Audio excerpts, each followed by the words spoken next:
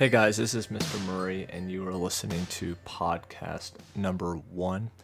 Now, I'm just going to let you know from the start, I've never done a podcast before, so I'm not exactly sure how this is going to go. Another thing that I've decided is we're really just going to do this in one take, and hopefully it sounds okay or good enough for you to understand it.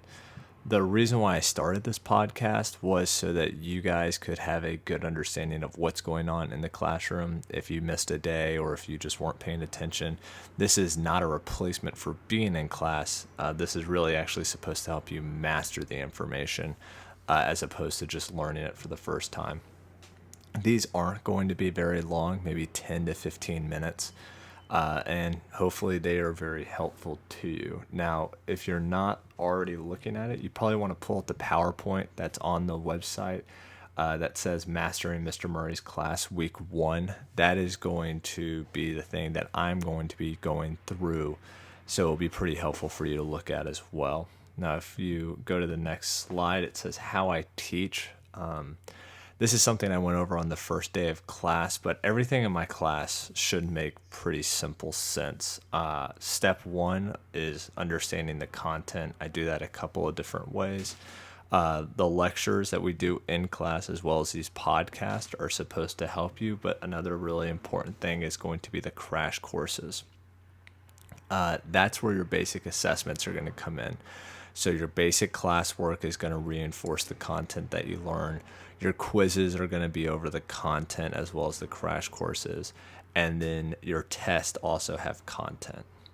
Step 2 is analyzing historical documents. Now that can sound kind of scary. It's really not. What that really means is I want you to be able to take the content that you learn in the class, and then I'm going to show you something, whether it be a journal entry from somebody who lived back then. And you should be able to have some understanding of what they're talking about. And we're going to talk more about that in a second. And then the final thing, which is the thing that most students hate, is thesis-driven writing. Now, you guys all know how to argue. I know you do. I've seen you argue all the time with each other about everything. However, when it comes to your writing, generally you don't really write argumentative papers. So I'm going to try to help you with that, and your assessments are going to be papers. If you go to the next slide. So I have very good structure when it comes to analyzing documents, and that's called an OPVL. I didn't make this up. This was somebody else a lot smarter than me. But the O stands for origin, so that's understanding where the document is coming from, who's writing it, why they're writing it. That's going to come in a second, as well as the year that they're writing it. Now, purpose, that's why they're writing it. And purpose is super important. If you're writing me a love letter or a thank you note, it's way different in terms of the content than if you're writing a criticism about me. The content is just what they're actually writing about. That should be the easiest part of analyzing any document, is just trying to understand what they're talking about. The value is what we gain from this document. So for example, let's say I asked you to write a report about Mr. Murray's class, and then 20 years from now somebody looks at that report. The value is that you are a student who was in my class, so therefore you had a good understanding of what it was like.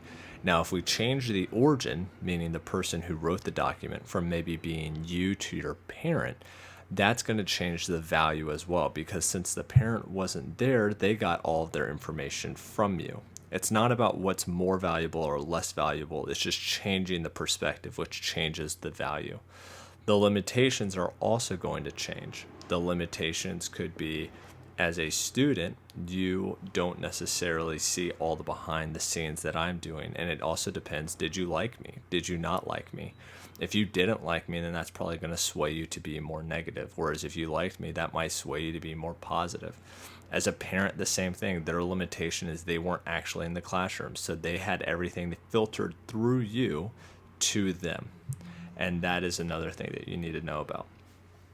Now, what I want us to do is just get briefly into the content of what we've talked about for the first 2 lectures. Okay, they were called In the Beginning Part 1, In the Beginning Part 2. If you were not here for them, you definitely need them. Go and get them. But here's the basic understanding of what happened. Go ahead and go to the next slide.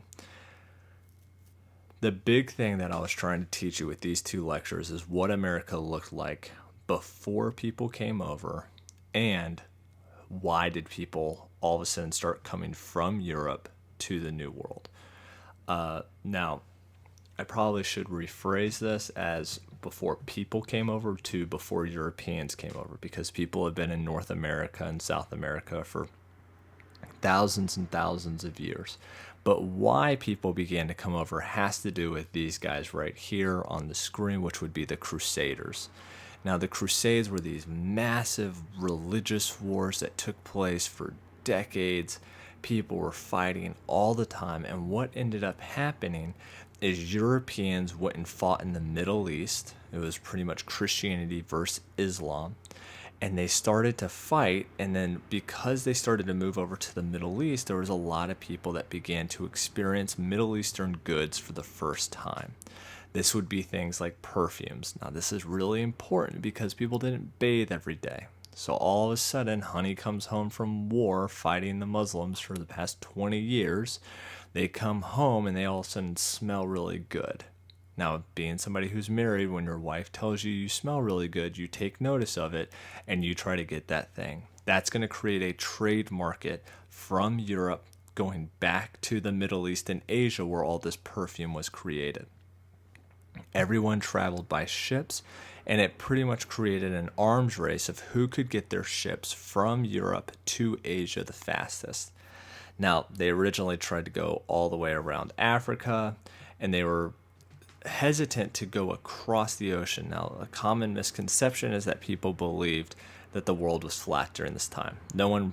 Most people didn't believe that the world was flat. I mean, I guess Kyrie Irving still believes the world's flat, but most people don't believe the world's flat today as well. But the reason why they didn't want to do that was because even though they knew they wouldn't sail off the edge of the ocean, they still thought there was this massive body of water and were scared to cross it. They thought that Asia was on the opposite side of Europe, and so they were going to go across that Atlantic Ocean to get to Asia. What finally gave them the confidence to do that, if you go to the next slide, was improved technology. I have a picture right here of a carvel, which is a type of ship, and you can see it's got multiple sails on it, which allowed for them to harness different types of wind. It used to be you just would have one or two sails on a ship, and that would catch wind going one or two different directions. But you can see this ship, it has multiple sails, which allowed it to catch wind in multiple directions, which made it a lot safer to go across. You also had things like the compass start to come around so people could chart out where north was constantly. Astrolabels made it easier for you to chart stars. So overall, technology and navigation made it a lot easier. Now, what was it like before these people came over? If you go to the next slide, you'll see I have a word named maize right up there. Now, don't let maize confuse you. It's just corn. So if that picture looks like corn, it's because it is. You're not crazy.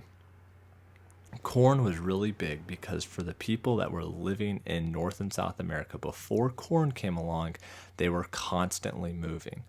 And why they were constantly moving was because they were constantly hunting. They had to move with the herd of animals that they were hunting. All of a sudden, once you can plant corn, and they started to plant corn and they could eat it, they realized that they could stay planted as well. So you could always remember plants equal plant, meaning you plant to stay in one place.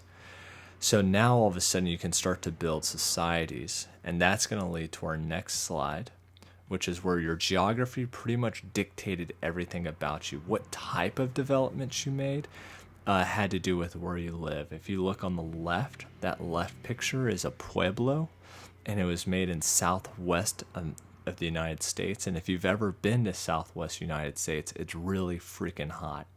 And so because of that, you wanted to make something that could be as cool as possible. So they actually built these things into the rock so that the rock could keep them cool. If you look to the right, those are teepees, and that's usually what we think of when we think of Native Americans. However, not all Native Americans had teepees. In fact, only a few select people or tribes in certain parts of the country did, and that would be for a very mobile lifestyle. If you look at that, you can see it's probably pretty easy to put up and take down. And these were people who, for whatever reason, didn't plant corn, probably because their climate didn't make it easy to, and they would continue to track the herds of animals that they would hunt. So because they were constantly on the move, it would change their housing structure. Go to the next slide. Now, the last people I want to talk about are the Iroquois. So we had the Iroquois Confederacy. And the only reason why I want to really talk about this is so the Iroquois Confederacy was the first kind of government structure that was created in North America. There had been other government structures before, but this one even existed after Europeans came around. You can see that it was 1720 is when this map was made. So Columbus came in 1492 and our first colony was 1607. So this is over 100 years after our first colony. And why I want to show you that is to understand that Native Americans were not naive. I think a lot of times it's kind of perceived that Native Americans were very innocent, which isn't exactly always true, but also it's conceived that Native Americans couldn't do things that Europeans could, such as create government structures and things like that. That's definitely not true. The Iroquois Confederacy was a government structure that Native Americans had all the way into the 1700s. Now, the last thing I want to talk about are just the effects of Europeans coming over. If you're a big European colonization fan, which you probably shouldn't be because it's a lot of genocide and bad things like that, most of these things are going to be negative for the indigenous people of North America and positive for Europeans. So if you go to the next slide, you should see Columbian Exchange. And the Columbian Exchange is anytime a good was introduced to a new part of the world. So in Europe, there was a lot of things that Europeans did not have that North America did have. And most of the time when you can think about what went from North America to Europe are going to be things that we eat on Thanksgiving. Things like pumpkins. Well, most people, I guess, don't eat actual pumpkins on Thanksgiving, but, still the season. But turkey, squash, sweet potatoes, corn, things like that. Another big one is going to be tobacco, and you're going to want to remember that because it's really, really important later on down the road. What Europeans brought were majorly large animals such as cows and horses. They did not have horses or cows or pigs or anything like that. And then really bad things like disease. So go to your next slide. And that disease you see right there, that poor little girl, she has smallpox. And smallpox is the thing that really killed Native Americans. While Europeans did have advanced weapons to Native Americans, so they could always win a lot of fights, the thing that really wiped out so many Native Americans was their lack of immunity to diseases that Europeans did have a natural immunity to. Smallpox is going to kill so many Native Americans. It was the thing that really wiped them out. In fact, we found a vaccine now for smallpox. This little girl right here is a famous picture of what it looked like when you survive smallpox. That's actually surviving it. She doesn't have it anymore. And what it does is it gives you all these little blisters that boil up and pop. So that little girl is scarred because all those blisters popping on her. And it's very painful and very, very deadly. And that's what killed so many of the Native Americans. And the last thing that affected Native Americans, if you go to the last slide, is going to be slavery. Now, the slavery system was called the encomienda system. And the whole idea about this was that European settlers were trying to get Native Americans to become Christian. That was what they were thinking. But they didn't really necessarily want Christian slaves, so they called this the encomienda system to pretty much say, hey, listen, we're teaching you how to live this awesome Jesus-filled life. And because we're doing that, we're just going to kind of make you work for us because we've done such an awesome job of teaching you how to be awesome. That was the plan, at least. It actually got even worse than that. I mean, that's probably not the best plan.